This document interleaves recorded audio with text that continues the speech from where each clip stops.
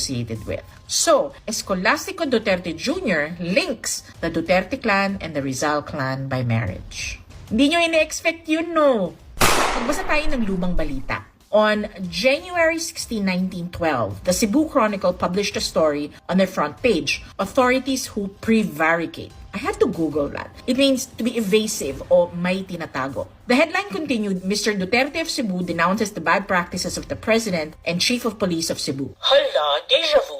The story was referring to Escolastico Duterte, who wrote to American Governor General William Cameron Forbes. Share ko lang, Forbes Park in Makati was named after him. Escolastico accused the municipal president of Cebu, the equivalent of mayor, of corruption. Kasi to raise funds for his re-election, nagpa-lottery si municipal president Vicente Teves, and he bribed the chief of police to help run it. Ganun yung story. The open letter to the Governor General was originally published in La Democracia